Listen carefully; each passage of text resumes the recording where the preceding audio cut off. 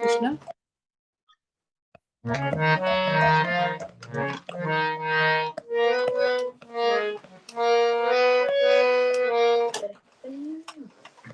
Oh.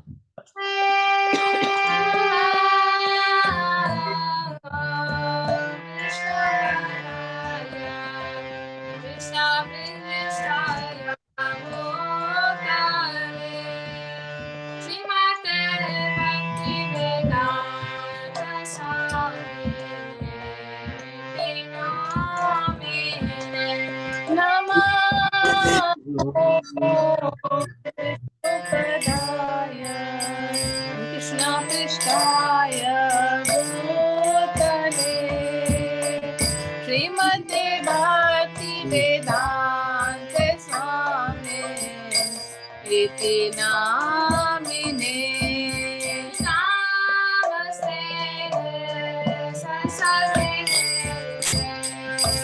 Gauravani Acharya Nirvishesha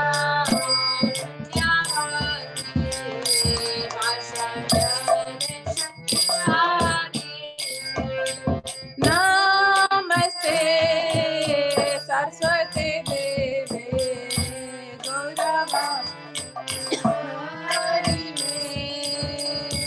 Nirvishesha Shunyavadi Kashyata Deshatarine Jaya Shri Chaitanya Prabhu Nityananda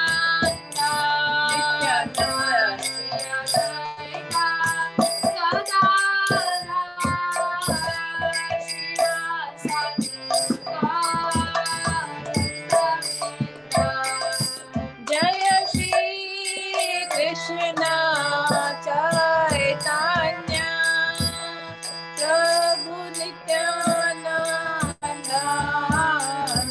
Shri Ajita Gadadhar Shivasadi Gaur Bhaktavinda Jaya Shri Krishna Chaitanya Prabhu Nityananda Shri Advaita Gadadhar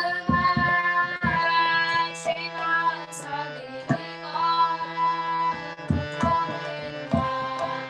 Jaya Shri Krishna Chaitanya Prabhu Nityananda Shri Advaita Gadadhar Shivasadi Gaur Bhaktavinda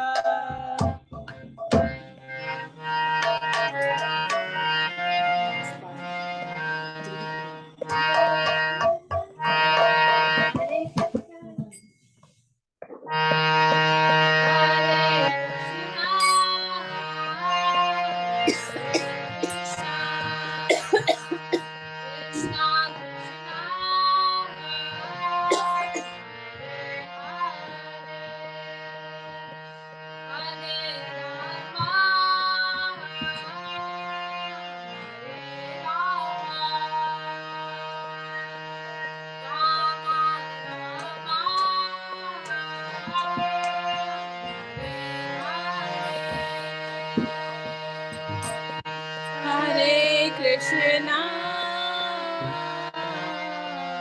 Hare Krishna Krishna Krishna Hare Hare Hare Rama Hare Rama Rama Rama Hare Hare Hare Krishna Krishna Krishna Krishna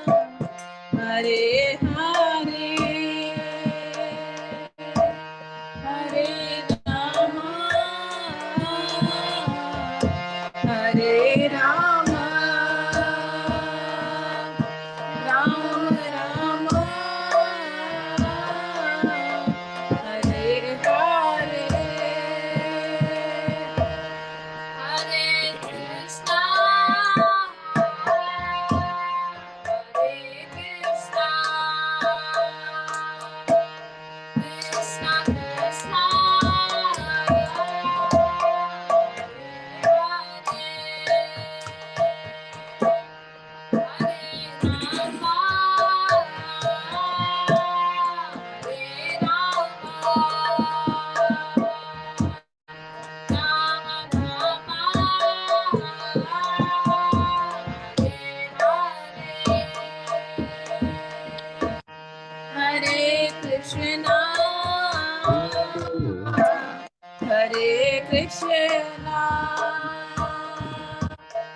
Krishna Krishna Hare Hare Rama Hare Rama Rama Rama Hare Hare Hare Krishna Hare Krishna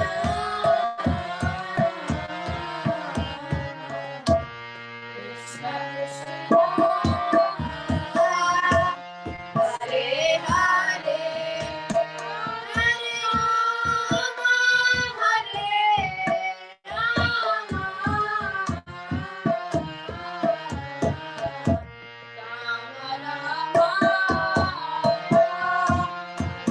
Hare Rama, Hare Krishna,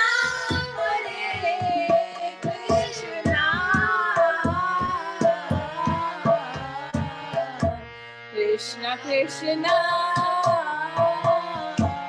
Hare Hare, Hare Rama,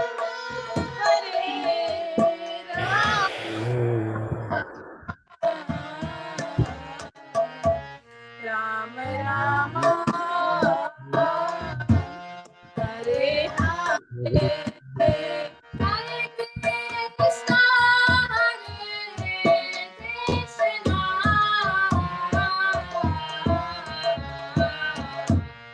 Krishna Krishna, Hare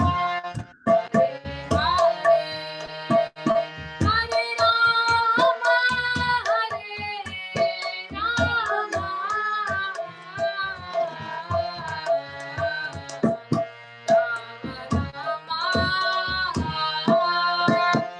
Hare Hare, Hare Krishna, Hare Krishna, Krishna Krishna, Hare Hare, Hare Rama,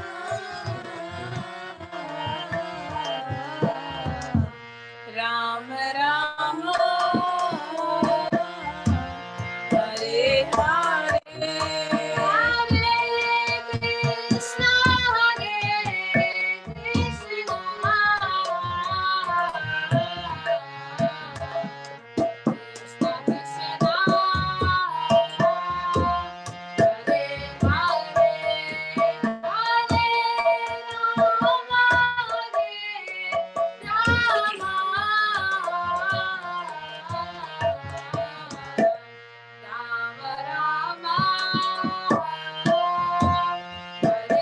Hare, Hare Krishna, Hare Krishna, Krishna Krishna, Hare Hare, Hare Rama, Hare Rama, Rama Rama, Hare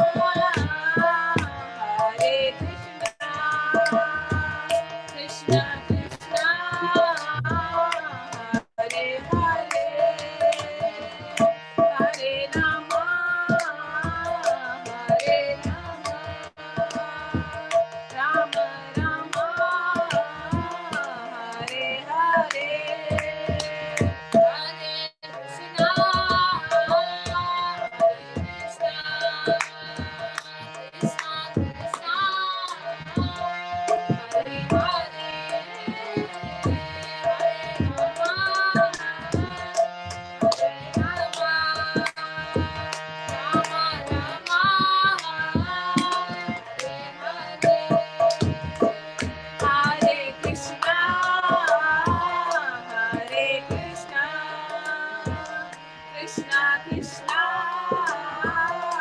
Hare Hare Hare Rama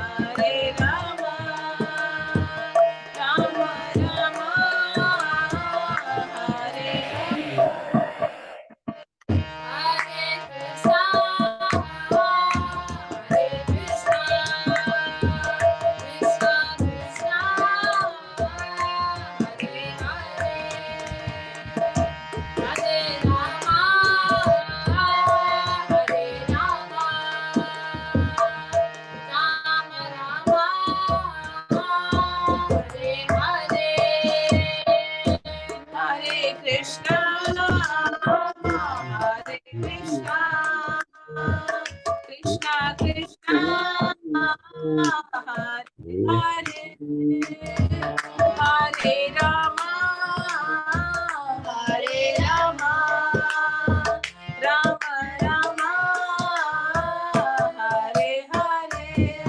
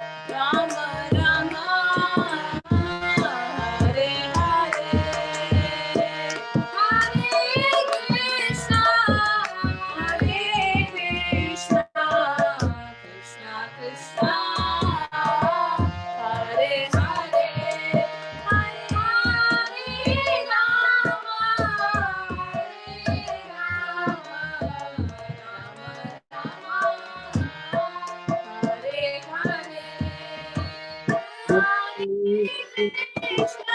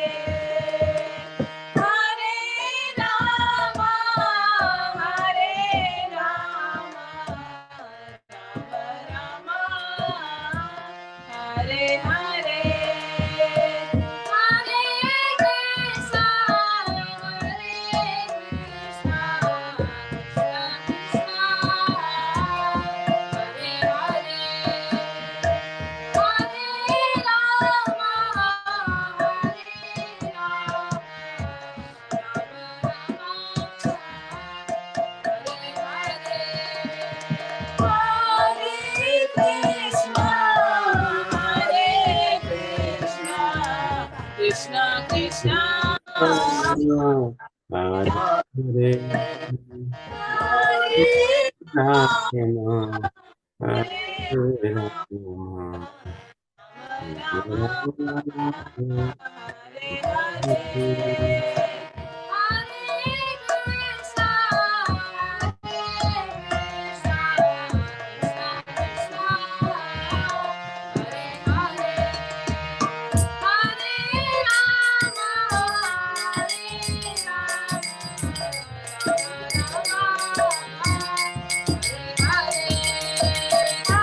Hare Krishna Hare Krishna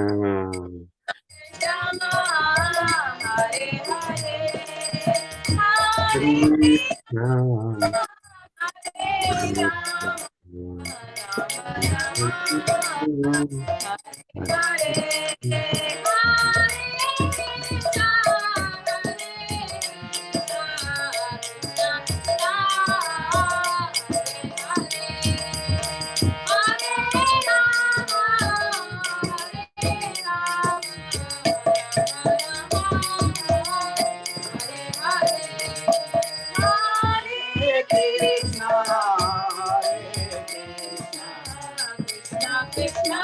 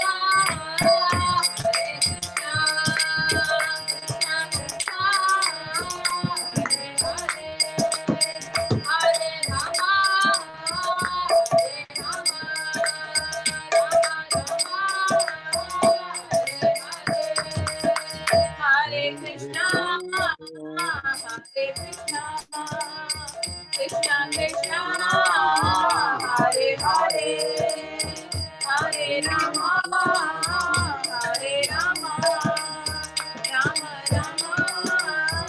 Hare Hare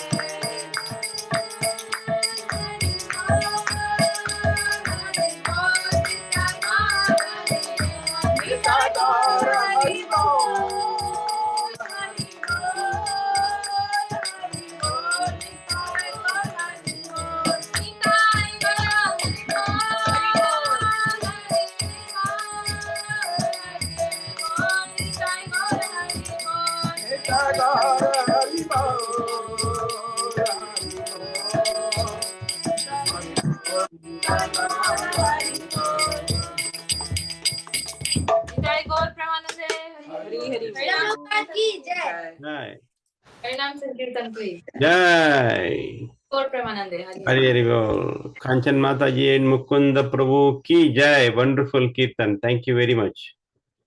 All glories to Srila Prabhupada. Thank you very much. All glories to Srila Prabhupada. Hari Hari Bol.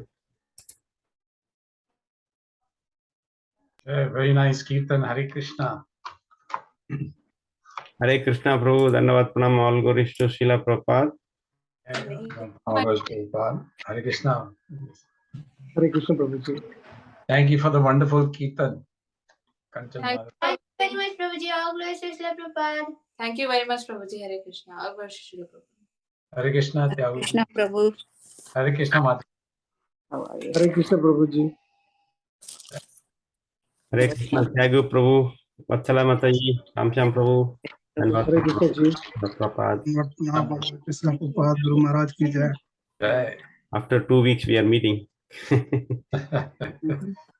So sorry, last week I was planning to send message, but somehow in the busy of festival, I forgot to send the message that we are not going to have class last week. But seems like Tyagu Prabhu had logged in and I was not there. Sorry, Tyagu Prabhu. No problem. We had Janmashtami, right? Yes. All right. So I think, well,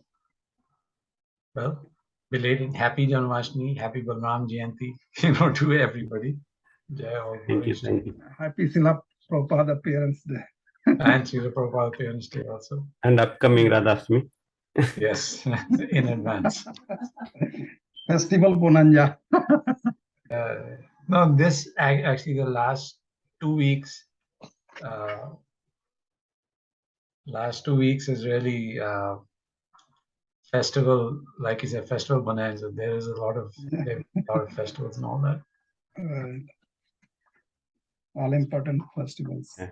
When So- Krishna comes, he manifests everything along with him.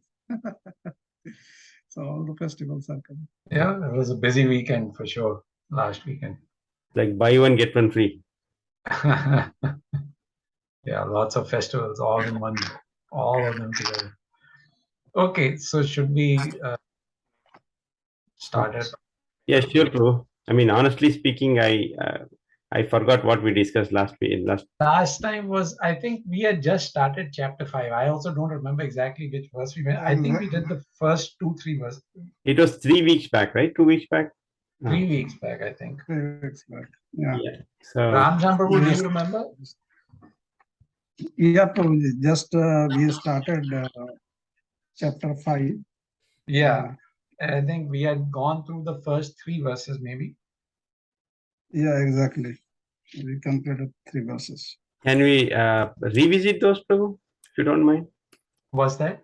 Can we revisit those if you don't mind? Yeah, sure. Sure. So,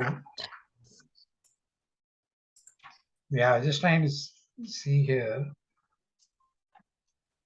I usually make some notes, but yeah, I think we had gone, assume that we went through the first 3. I think we had done 3 or 4, something like that. But Yeah, basically, July 29th and August 5th, we did we started this 5th chapter. So 2 classes we had, and just we covered in the first 3 verses.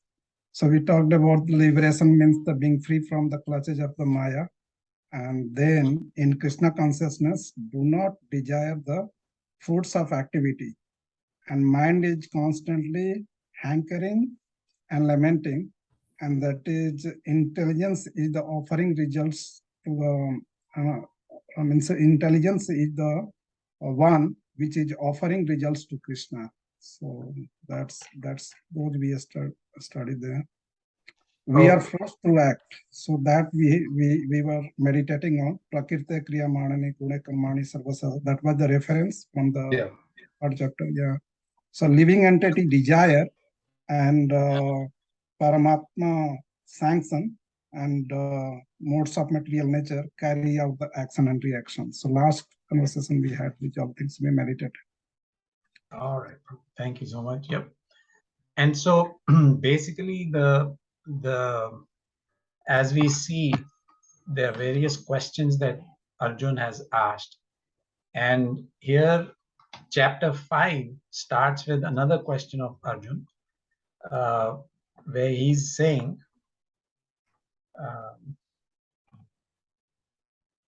basically, Arjun says, so there is no difference between karma and jnana. That's what Arjun is asking. Arjun is confused. He's saying, is there any difference between karma and jnana? because he opens chapter 5 opens with the verse where 5:1 where Arjun said, "Oh Krishna, first of all you asked me to renounce work, and then again you recommend work with devotion. So now will you kindly tell me definitely which of the two is more beneficial?" So that topic is being expanded upon in this chapter as to whether renouncing work is better or working with devotion is better.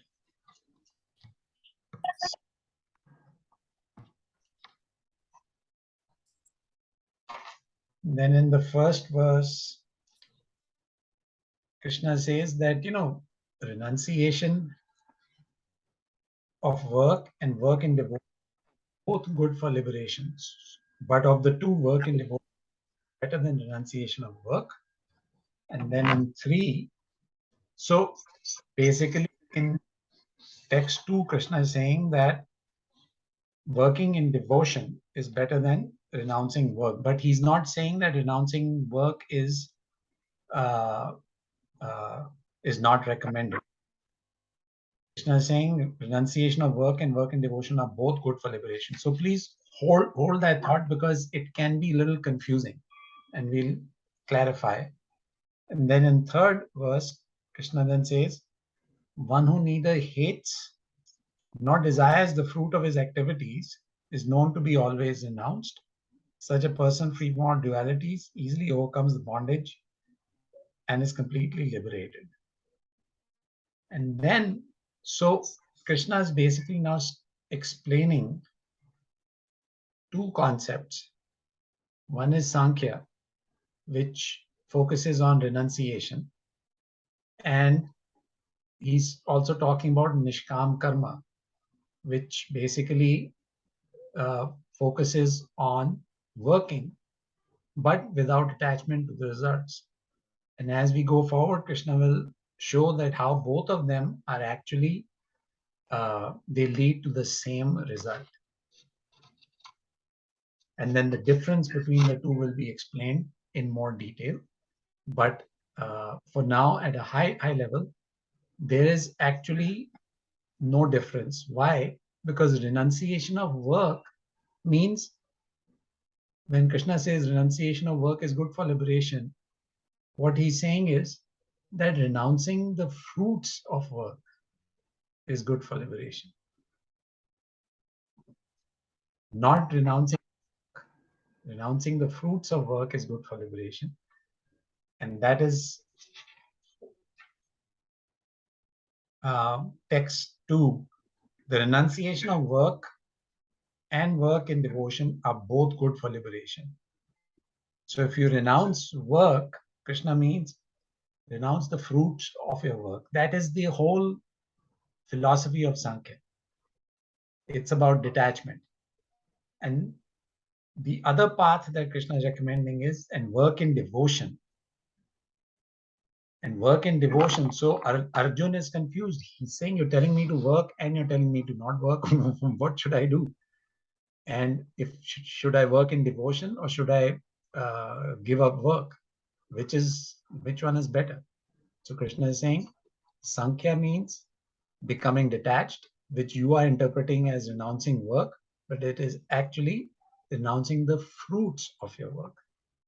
And acting in devotion means you're actually doing the same thing. You're working for me, you're working for Krishna, so you're renouncing the fruits of your work. So see how there is actually no contradiction. But on the face of it, it appears that there is a contradiction. And that is why Arjun has posed this question. And the reason Krishna has inspired Arjun to ask this question is because there are all these philosophies out there. Sankhya Yoga, Gyan Yoga. And here this topic of chapter 5 is Karma Yoga, where in Karma Yoga action is recommended. So anyway, we'll get into more detail. So that's kind of the recap. I mean, it's just a brief introduction to a few questions that will be discussed, a few apparent contradictions that will be discussed, and then Krishna will clarify all of that for us. Okay, so maybe we can start with a little, and then we'll do the invocation prayers and then move ahead with the discussion. So I think text 4.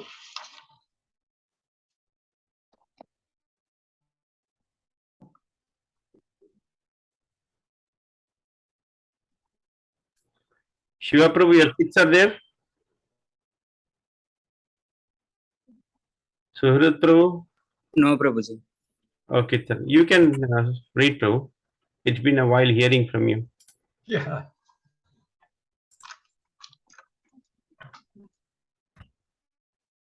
Shiva Prabhu.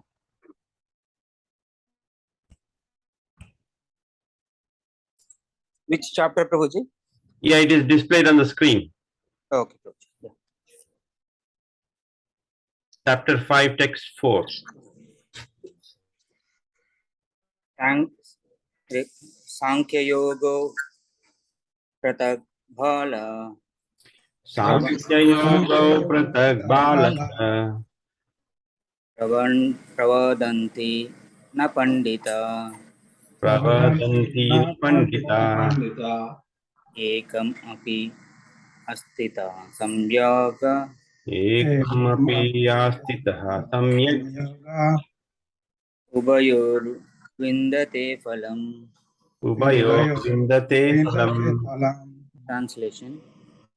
Only the ignorant speak of devotional service, karma yoga, as being different from the analytical study of this material world, Sankhya. Those who are actually learned say that he who applies himself well to one of these paths achieves the results of both.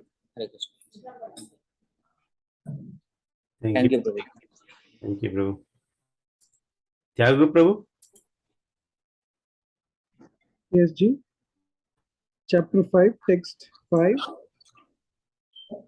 Yad Sankhya Prapyate Stayanam Yat Sankhya prapyate sthanam Tyat Yogir Api Gamyate Yogarapi gamyate Ekam Sankyam Cha Yogam Cha Ya Pashyati Sa Pashyati.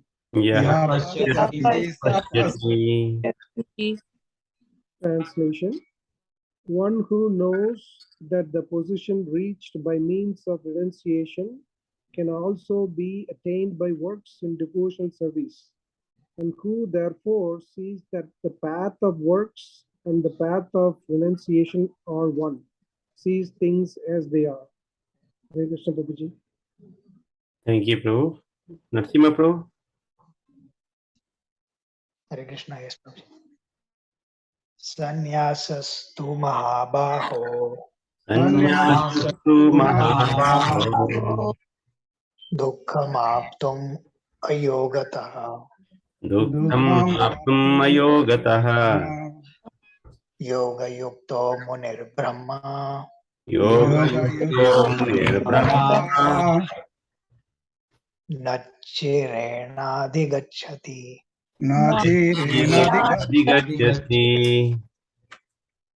Translation by His Divine Grace A.C. Bhaktivedanta Swami Srila Prabhupada ki jai. Merely renouncing all activities yet not engaging in the devotional service of the Lord cannot make one happy. But a thoughtful person engaged in devotional service can achieve the supreme without delay. Hare Krishna. Hare Krishna. Yeah, Prabhu, I can read that text number 4. Yes, Prabhuji. Sankhya Yoga Prithak Balaha Sankhya Yoga pratakbalaha Vadanti na Panditaha pravadanti na panditaha Ekam api asthitaha samyuga ekam api astita samyak Yugayor vidante phalam. Yuvayor vindate phalam. In the translation by His Divine Grace of Acharna Bhaktivedanta Swami Srila Prabhupada ki jai. Only the ignorant speak of devotional service, karma yoga, as being different from the analytical study of the material world, Sankhya. Those who are actually learned says that he who applies himself well to be one of these paths achieves the results of both. Hare Krishna. Thank you, Ramcham Prabhu. Yat Sankhyaye prapyate sthanam. Sankhya Yat prapyate Sankhye praptaye sthanam Tad yogairapi gamyate. tad tad yogairapi yogirapi gamyate Ekam Sankyam cha yogam cha. ekam ekam sankhyan cha sankhya yogam yogam cha cha Ya pashyati sa pashyati. ya ya pasyati sa pasyati. pasyati. One who knows that the position reached by means of analytical study can also be attained by devotional service, and who therefore sees analytical study and devotional service to be on the same level, sees things as they are. Hare Krishna. Prabhuji, can I read the sixth one, last one? Yes. Okay, Prabhuji. Sanyasastu mahabaho Sanyasastu mahabaho dukkam aptum ayogata dukkam aptum ayodataha yoga yukto munir brahma yoga munir brahma nadhigacchati. nastire adhigacchati. Listen, merely renouncing all activities, yet not engaging in the devotional service of the Lord cannot make one happy. But a thoughtful person engaged in devotional service can achieve the supreme without delay. Thank you, Prabhuji. Hare Krishna. Hare Krishna. All right, so we'll start with the invocation prayers, then we can go to the discussion. Long will know that a 90. Om Gyantimirandasya Gyananjana Shalakaya Chakshur Unmenitam Yena Tasmai Shri Gurave Namaha Shri Chaitanya Manobishtam Sthapitam Yena Bhutale Swayam Rupa Kadamayam Dadati Swapadantikam Vandeham Shri Guru Shri Yuta Padakamalam Shri Gurun Vaishnavamscha Shri Rupam Sagrajatam Sagana Raghunathanvitam Tam Sajivam Sadvaitam Savadutam Parijana Sahitam Krishna Chaitanya Devam Shri Radha Krishna Padan Sagana Lalita Shri Vishakanvitamscha He Krishna Karuna Sindhu Deen Bandhu Jagatpate Gopesha Gopika Kanta Radha Kanta Namastute Tapta Kanchana Gorangi Radhe Vrindavaneshwari Vrishabhanu Sute Devi Pranamami Hari Priye Vanchakalpatarubhascha Kripa Sindhubhya eva cha Patitanam Pavanebhyo Vaishnavebhyo Namo Namaha Jai Shri Krishna Chaitanya Prabhu Nityananda Shri Advaita Gadadhar Shri Vasadi Gaur Bhakta Hare Krishna Krishna Krishna Hare Hare Hare Rama Rama Rama Hare Hare.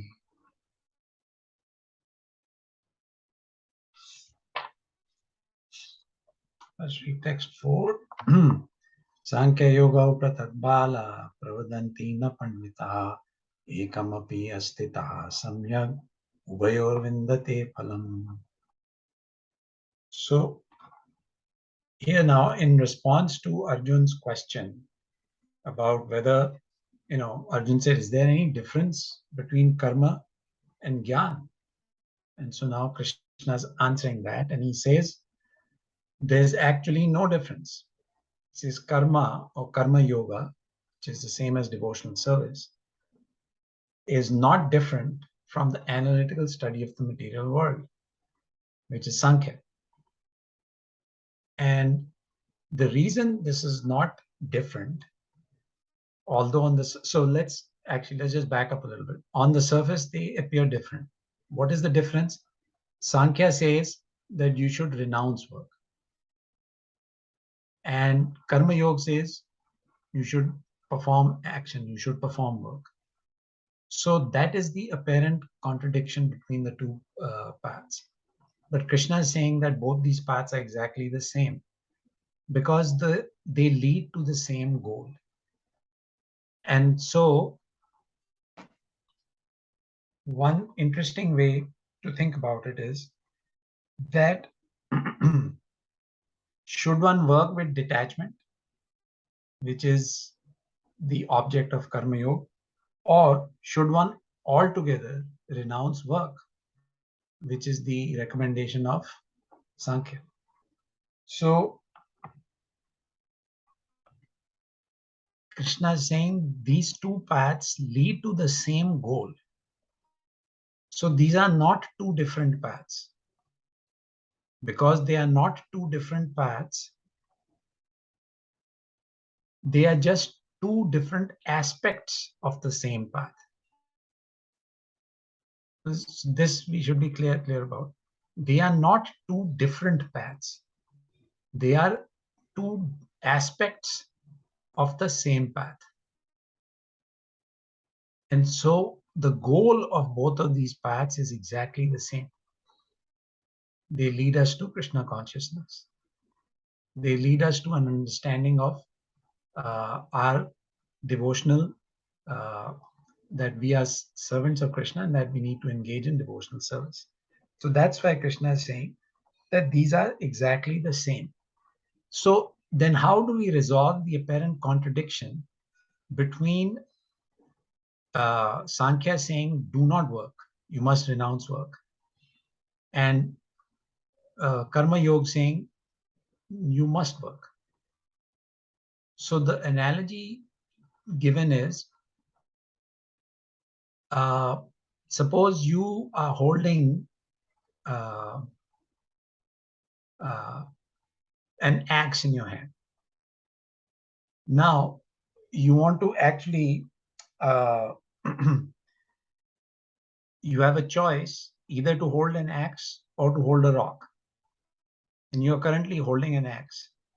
So if you want to hold the rock, then you have to put the axe down and then pick up the rock. You cannot be holding both of them at the same time because it takes two hands to hold either one of those things. So you say, okay, I put one down, I pick up the other. So it becomes an either or situation. But what happens here is that when you are working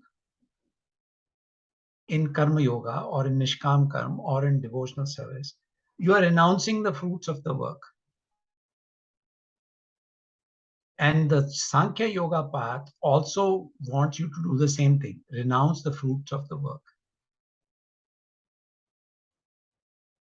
But they say that to renounce the fruit of the work, don't work only. If you don't work, there's no question of fruit. And so that way you will be renounced. But the problem with that path, Krishna says, is that that path is difficult. The goal is to renounce the fruit of the work. As a normal, active, alive human being, how can you not be engaged in activity? You will be engaged in activity. Your senses will be engaged in activity. So this idea that you may be able to renounce work completely such that you don't have any attachment to any result because you're not doing any work, so there'll be no result. Then what will you do? What will you do? So the person, Sankhya says, no, you just sit down and meditate. So how long will you be able to meditate? How long? Where will you get food to eat? How will you survive? So that's why Krishna says, act, do your work, but do it without attachment to the result. Whatever result you get, you leave that to me. Whatever result you're supposed to get, leave that to me. I will arrange for it. You simply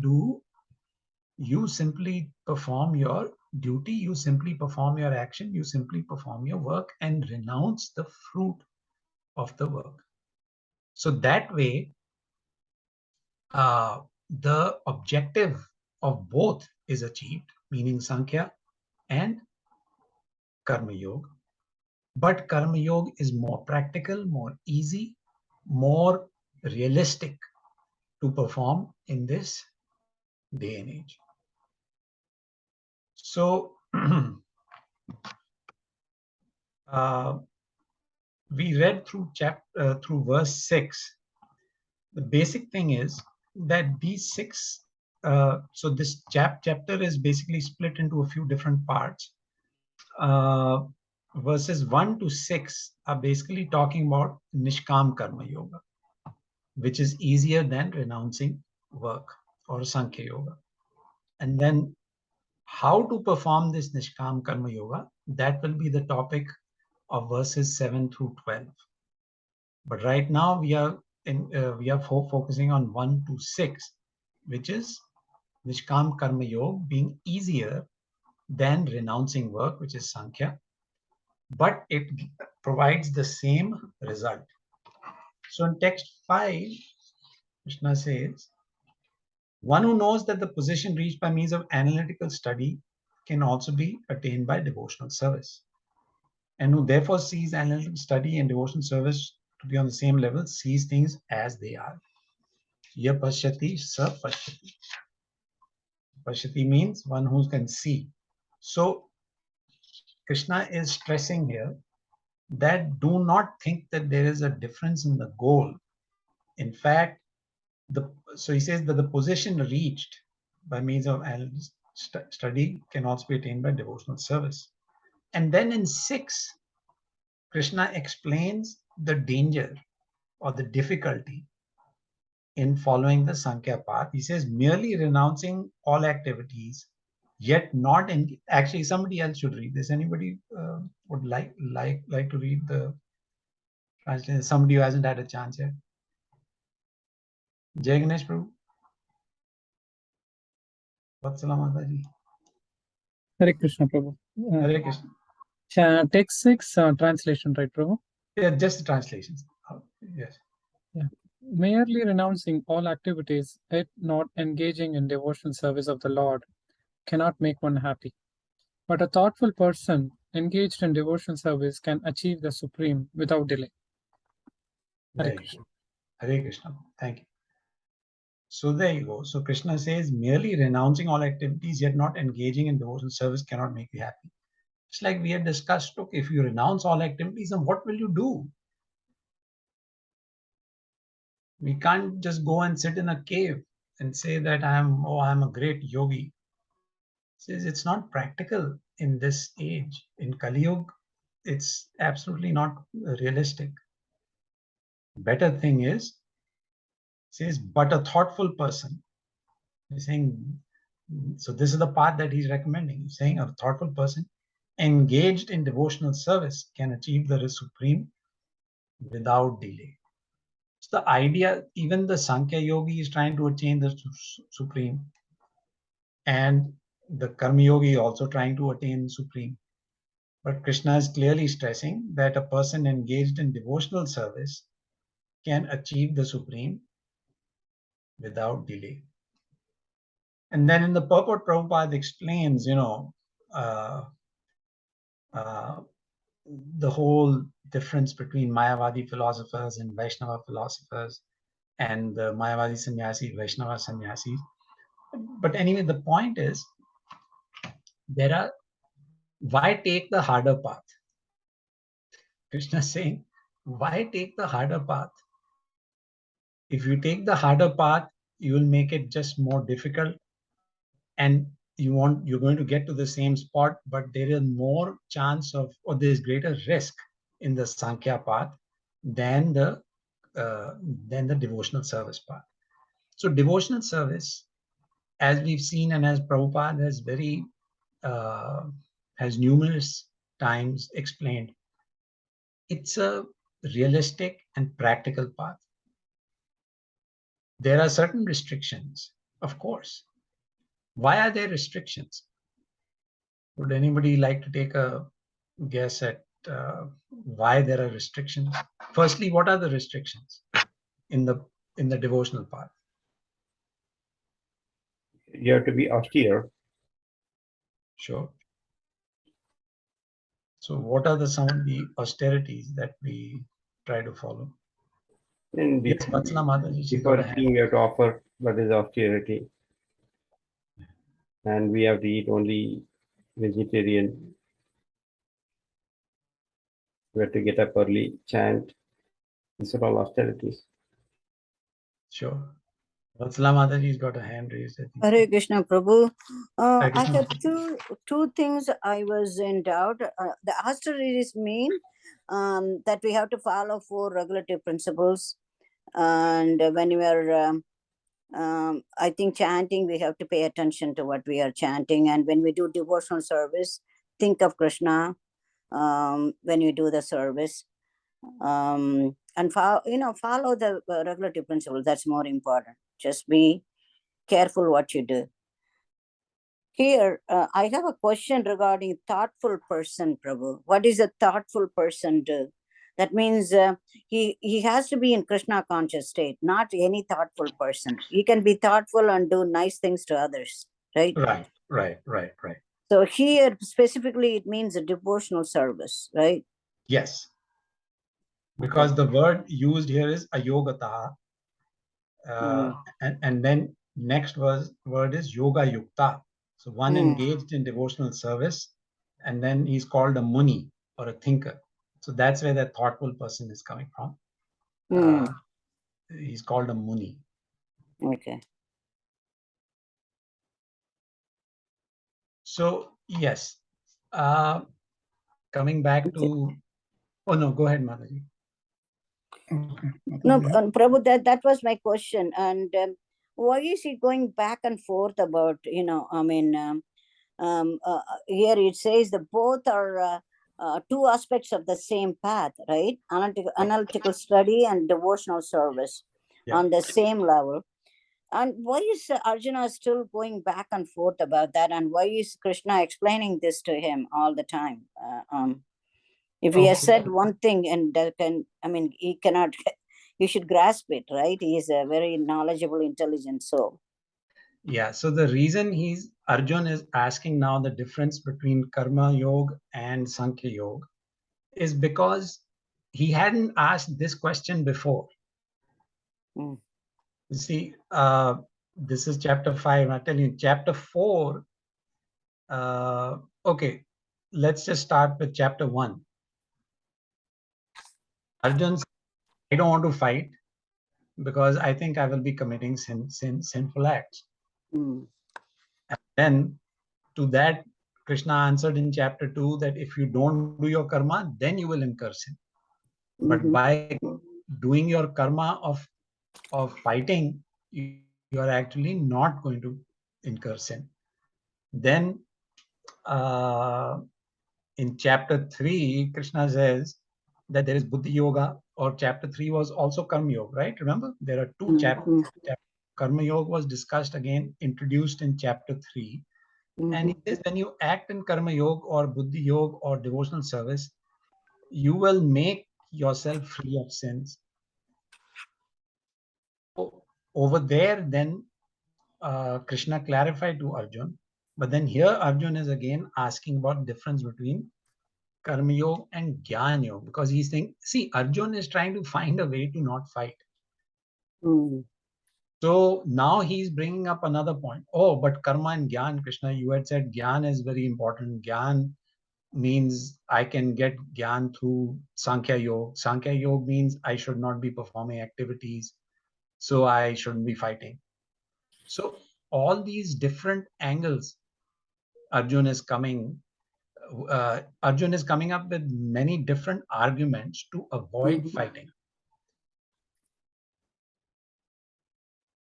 So the back and forth is because of these different questions. It's not the same question that Arjun is asking. Here in 5, he's asking the difference between karma and Gyan. He hasn't asked that before.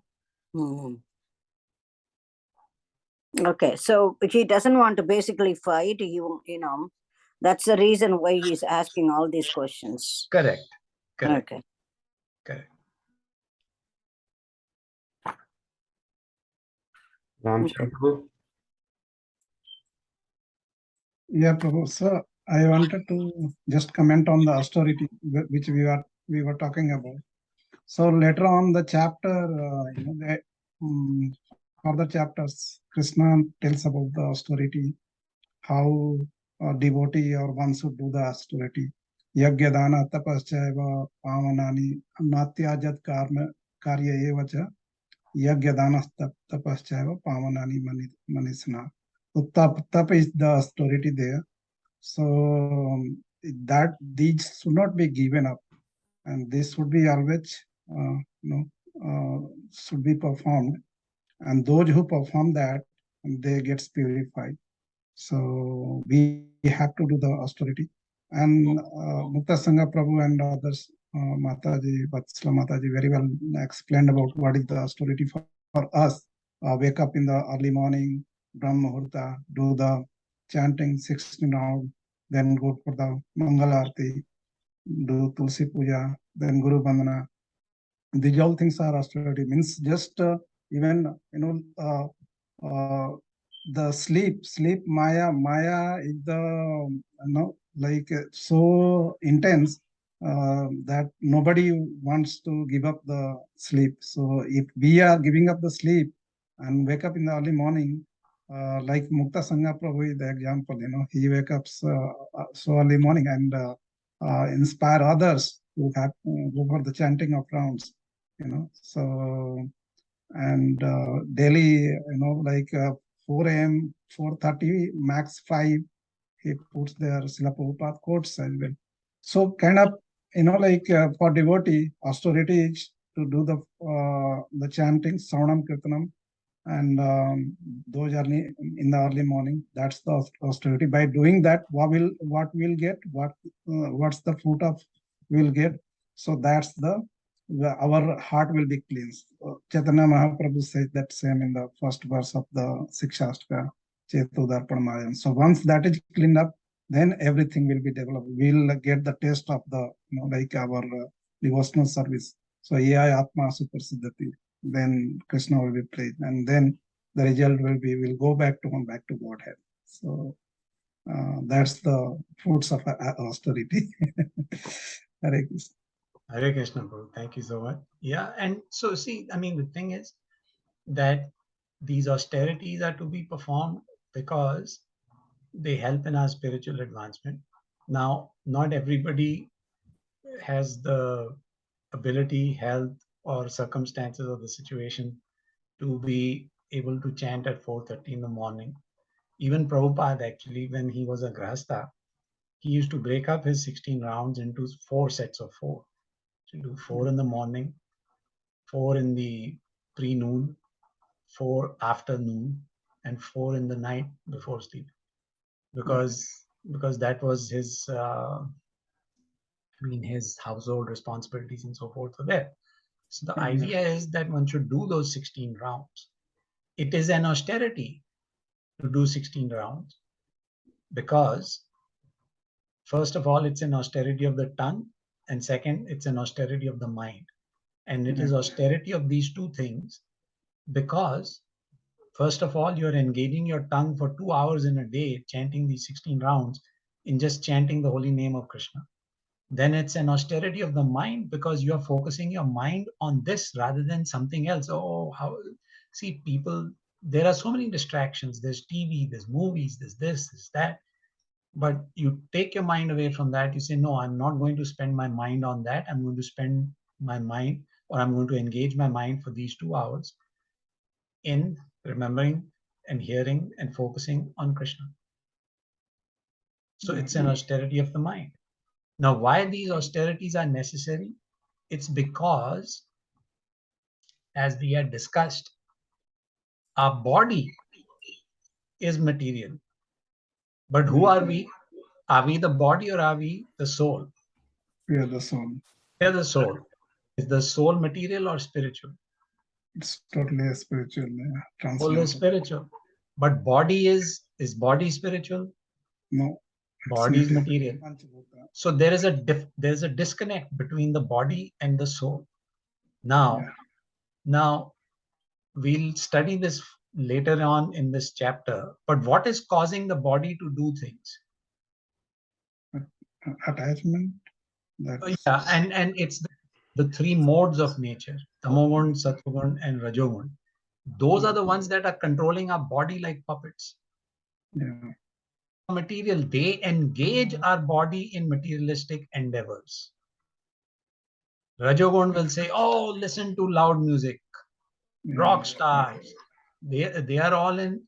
When people are dancing and feeling very excited, when you on the traffic light you stop and you find one car is moving very, it stopped, but the car is bouncing because there's such loud music going on inside the car and people are shaking their heads. That is rajogun, mode of passion. That is making people behave themselves in that manner. Yeah. Tamogun is making people go to bars and drink and get drunk and do all kinds of nonsense things. You see, so this is not the soul acting. This is the modes of nature. Yeah. They're called modes of material nature. They will make the body act in this way.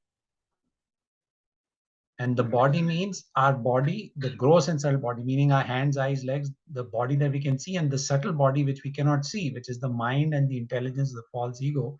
These three are under the influence of the modes, and they will act according to the dictation of the modes. But if we perform austerity, then we can control our body. Then we are controlling the effect of the modes. Yeah. We're trying to control by the mercy of the Lord. We cannot do it on our own. It's by the mercy of the Lord, by the mercy of the Vaishnava, by the mercy of the Guru, that they give us the strength. Okay. In this context, I just want to say we celebrated Balaram Jayanti a few days ago. So Lord Balaram represents Bala and Ramana. So Bala refers to not just physical strength, but actually spiritual strength. And because he is the source of spiritual strength, he is considered our original Guru. Guru. Yeah. And the Guru is the representative of Lord Balaram because the spiritual strength comes from Lord Balaram. Yeah.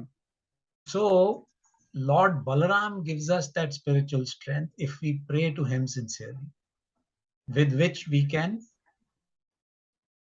withstand these austerities, that we can perform these austerities, that we can control our body, that we can figure out, okay, now this desire is coming into my mind. No, let me push it back.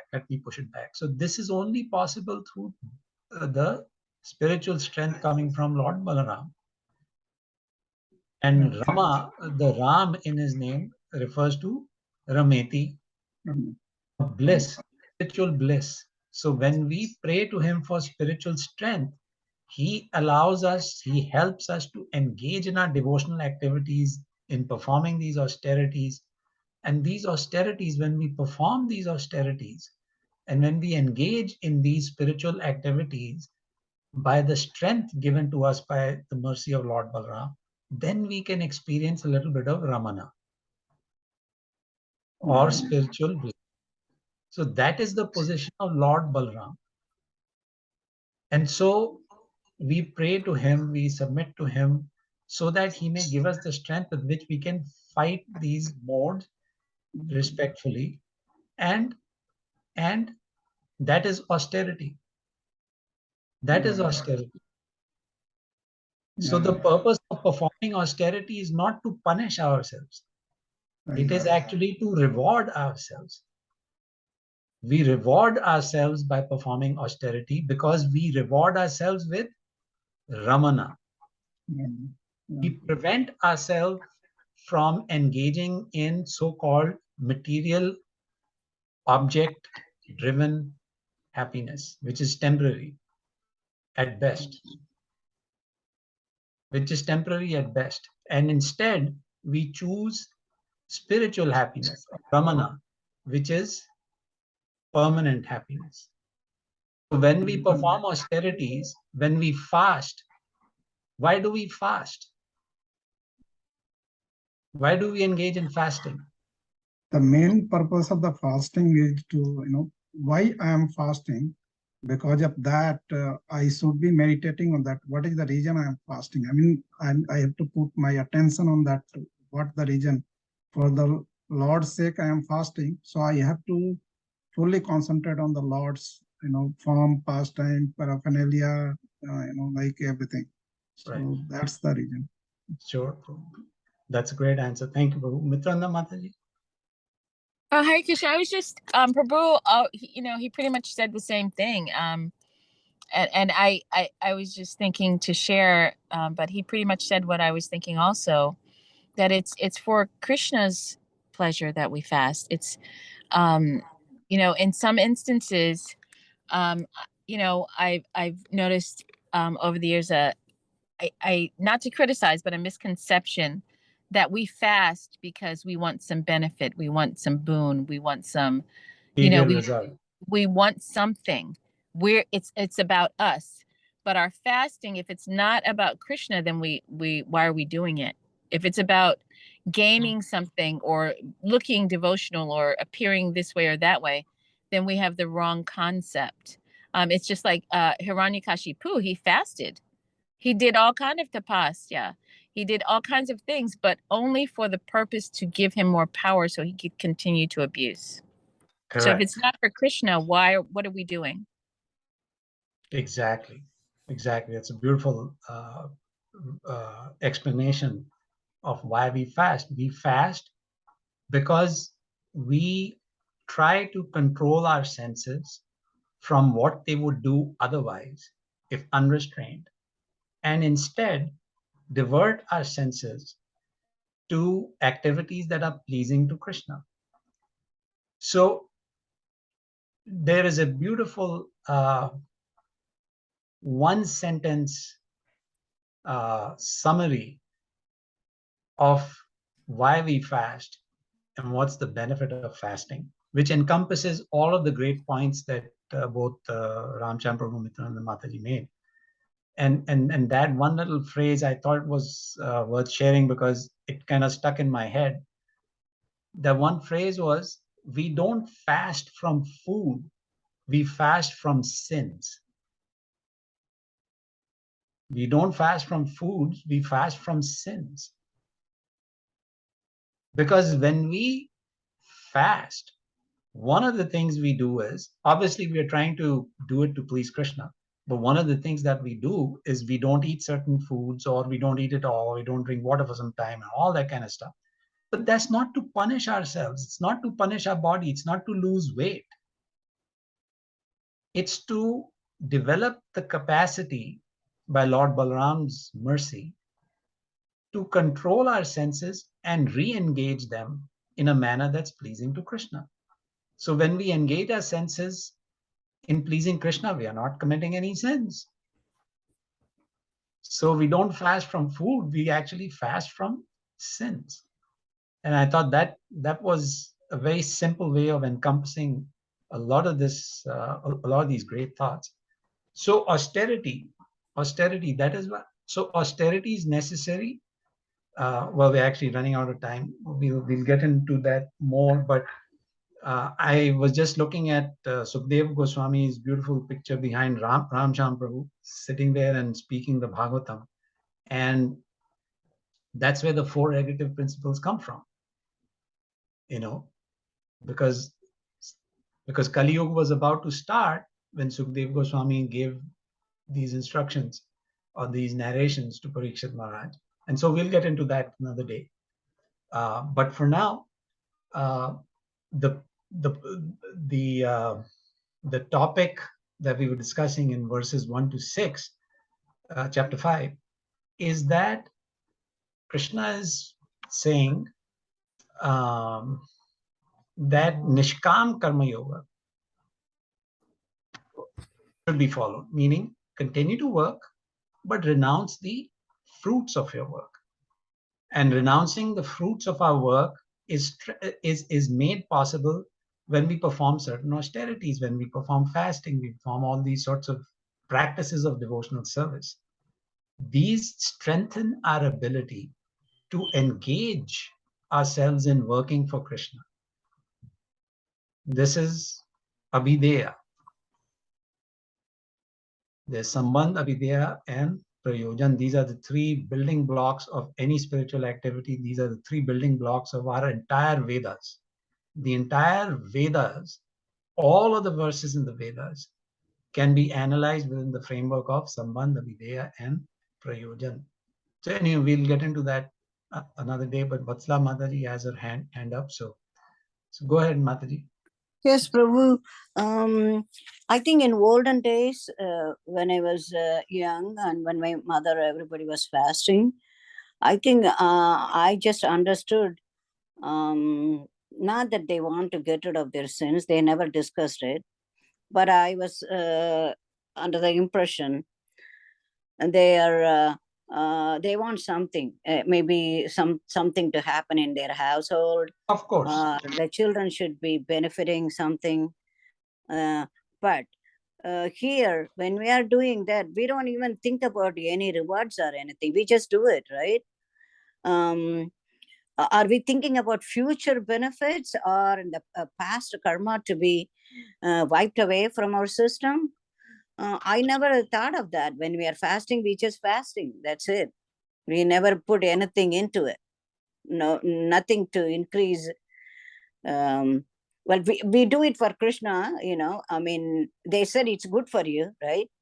But I never thought it is going to eliminate my sins or wipe out my present, past, or future sins. So can you just add a little bit more to that, please? Sure, Mataji. Thank you, Prabhu.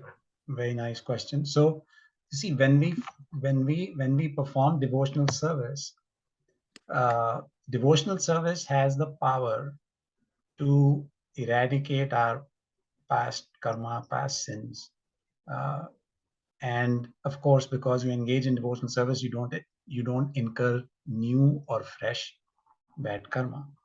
So that is a benefit that comes out of it. Now, the first point that you made, that when you were young, you observed, elders in the homes performing fast for certain benefits, for good health or for prosperity in the house or for the children and all the kind of, all those things are there. But that is part of the Karam Kand section of the Vedas. And so that is a less mature understanding or a less mature stage of spiritual development. You see, the Vedas offer the Karam Kand section to us to attract us, to help us understand that there is God. Guide you with various benedictions if you so desire. And like Mataji made the point earlier, Hiranyakashipu was performing all kinds of austerities so that he would ask for all these benedictions, and he wanted to become immortal and all that kind of thing. But he wanted to become immortal so that he could keep enjoying and keep bullying others. His intent was not right. But when devotees perform devotional service, when they fast, when they perform austerities, it's to make spiritual advancement because Krishna wants us to do it. And because Chetodarpan Mandam, this purifies our senses. This whole concept of making our mind strong enough by the mercy of Lord Balaram that it focuses on pleasing Krishna, that it's able to renounce the fruits of our work. It's able to renounce the fruits of our work. After all, you go to office, you earn some money and come back. If the boss says, no, you just come here and work for the love of me, I won't give you any money, you will say, sorry, I'm not going to come to work, right? For a reason, because practically you need some money to maintain yourself and all that's fine. But if we fast and say that I will fast and I'll do a very severe fast so that I might win the lottery, that probably will not be a bona fide reason for fasting. But if we fast and say that I will restrict myself from eating this or drinking this or not eating anything or so on and so forth, such that I can gain control of my senses so that when sinful thoughts, sinful desires come into my mind, I'm able to control them. That is the right reason for fasting. So that helps us advance spiritually. That helps us work or engage our senses in such a way that it's pleasing to Krishna. Otherwise, we'll act in a way that's just pleasing to us. An example is, I might want to do something so that I may get adoration from other people. Or I might want to do something so I have a lot of money so I can buy the fanciest car, house, this or that. Those are all material desires, immature material desires. But if a person's desire is to please Krishna by being able to strengthen our mind to ward off the influences of the modes of nature, and to keep that bhavana in our heart to always do things that are recommended by Krishna, such that we can eventually get out of the cycle of birth and death and go back to the spiritual world, then that's the right reason for doing it. So there's got to be a reason for fasting. It's just that what you described initially, what you observed elders do, was a more basic level of fasting. Mm. But as devotees, we have a higher goal of fasting, and that higher goal is to achieve the purpose of human life, which is to go back to the spiritual world. Prabhu, another thing is a lot of doctors nowadays I see in YouTube are prescribing intermittent fasting. Okay, well, we have been doing that for a long time, but they are recommending it's good for the body and a lot of things function better, and you give a break to the system, and Sure. they revive much better, they function much better. You can also control your weight and other things. Sure. So that this is a scientific Of thing course. that's going on now, but we have already been doing it for for centuries and years. Exactly. See, and Shivakumar Prabhu, I see your hand raised. I'll get you in just 30 seconds. Mataji, you see, modern science may have now figured out that, okay, there are some bodily benefits to intermittent fasting. Mm-hmm. But the spiritual science is mature, and it says, yeah, in addition to the bodily benefits, you'll actually be working on a much more mature level, which is, I'm trying to use my body as a gift by the Lord to do things that are pleasing to him, so that I can eventually get out of this process of birth and death. Otherwise, you're bound by the law of karma. You give charity, then you take next birth and you become a rich man. Or you do something bad, in your next birth, you become a poor man. All those kinds of things go on. Devotees say, okay, we want to stop this repeated birth and death, good, bad.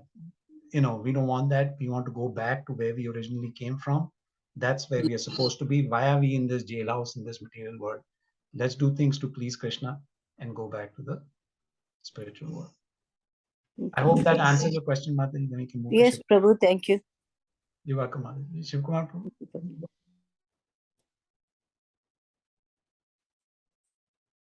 Can this also be called Hare Krishna Prabhuji? Can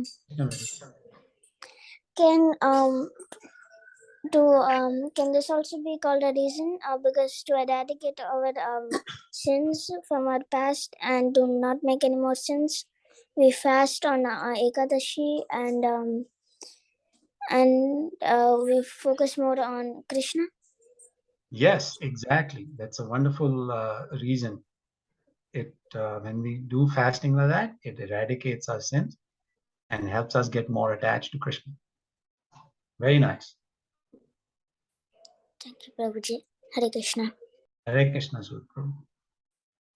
Prabhu, one question. Yes, Prabhu. Just to clarify, in the context what we are learning, the verse number 6, how did we get to this austerity? And I'm trying to reconnect things.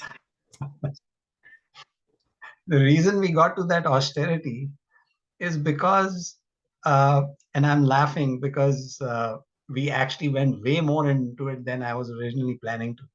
But the reason we got into that is because Krishna said, working in devotional service to renounce the fruits of work is better than simply renouncing work. So when you come to renouncing fruits of work, that's an austerity. After all, you're performing work to get some result, and you're saying, then I'll give up the result. So from there, we went into why austerity is necessary. And all I wanted to say was that in the Bhagavatam, the instruction given by Rishabh Dev to his sons is Tapo Divyam Putraka Ina Sudeya Sattva, that this human body is meant, human birth is a gift for performing austerity. And so the reason for performing austerity, we got into all of that. So Thank you. you're welcome. Thank you for asking that connection question. Ram Shyam Prabhu. If everything other questions are done, then I had little outside question. Just wanted to understand. Shall I ask? Anybody else with any question related to this? Otherwise, we go to Ram Prabhu's question. Okay, maybe not. Prabhu. Go ahead. Prabhuji, just I wanted to understand on like the Jatak Sanskar and astrology, you know, like Bhaktisiddhanta Saraswati Thakur Maharaj was also Astrology, astrologer and knowledgeable for that. And Garg Samhita also tells about that.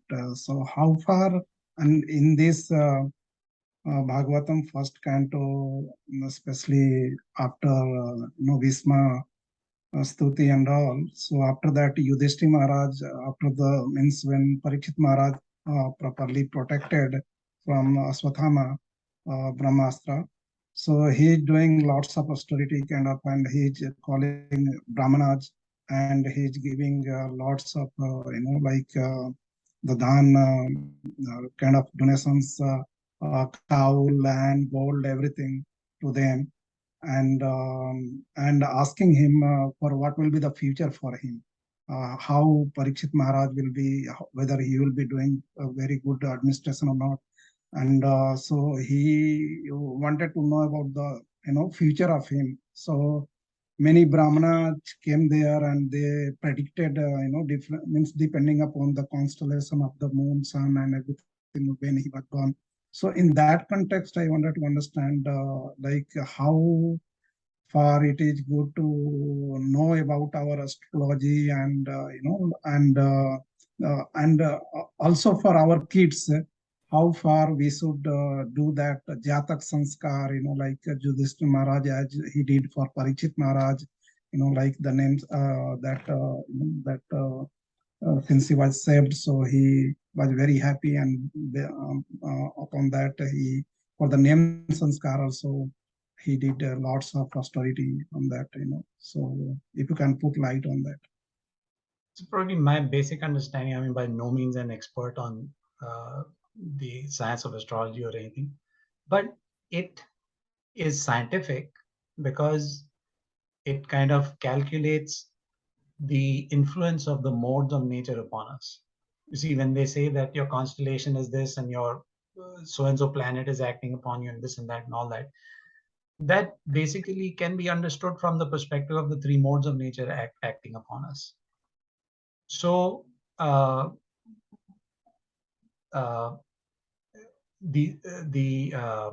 it is a science. It's undoubtedly a science,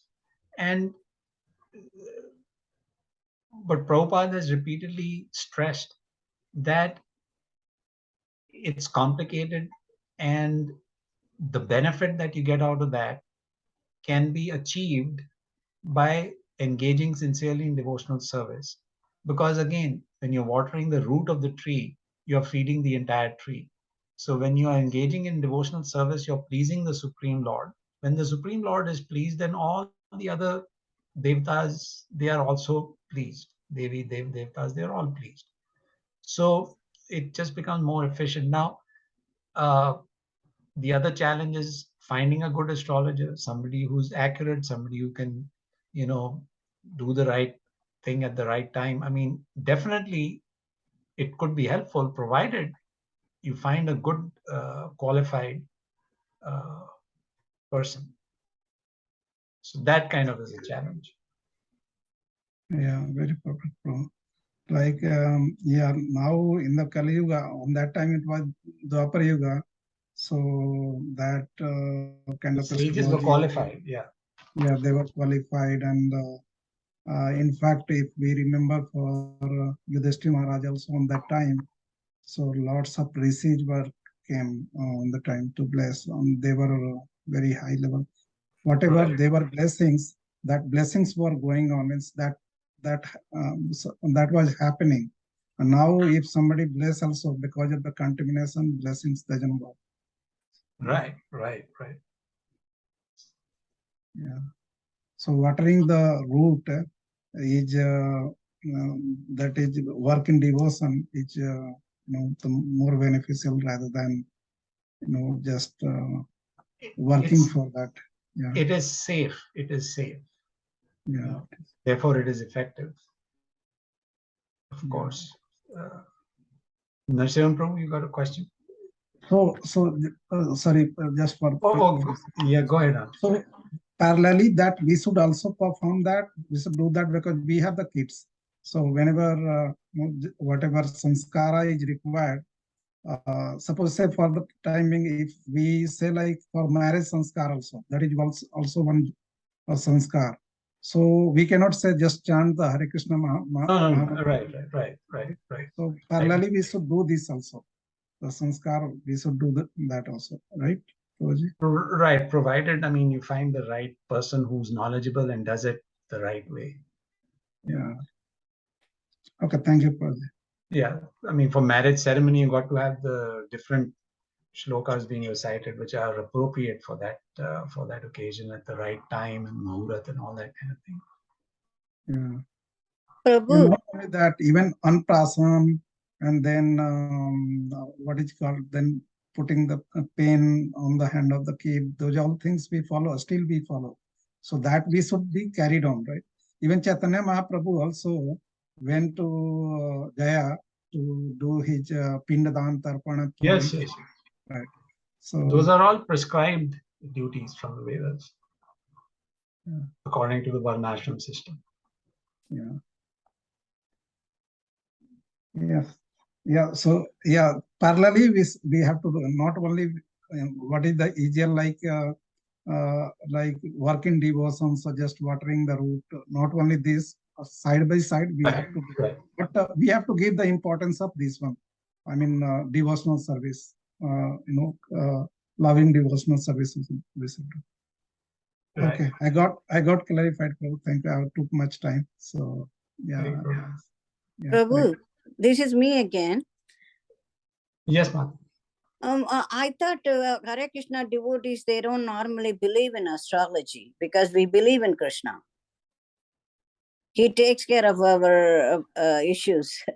We don't go into an astrologer and try to delve into our past and things like that, right? Well, when we were little, we were going to different astrologers, who is more qualified and things like that.